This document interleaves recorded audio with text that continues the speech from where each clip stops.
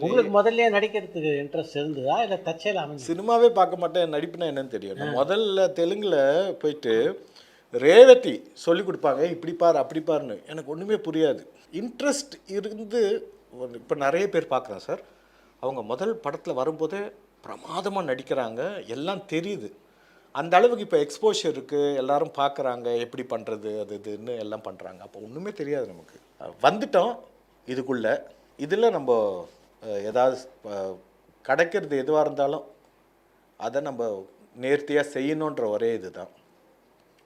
Balachander sir கிட்ட பண்ணுறப்போ நிறைய கற்றுக்கிட்டேன். அதே மாதிரி பாலுமேந்திரா சார், பாலுமேந்திரா தொடர்ந்து என்ன இது பயன்படுத்துவார். கிஃப்ட்டு தான், எல்லாருக்கும் அது வராது. இவ்வளோ வருஷத்துக்கு அப்புறம் இன்னும் அழகன் பற்றி பேசுகிறாங்க.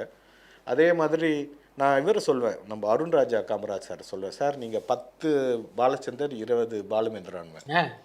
அவர் அப்படி தான் மைக்கில் அப்படி சொல்கிறார், சார் இப்போ நீங்கள் வில்லன்ல சார் அப்படின்னு அவ்வளோ கிடுக்கிடுன்னு அவங்க ஆளுங்க வந்து சொல்லி கொடுத்துட்டு போயிடுவாங்க.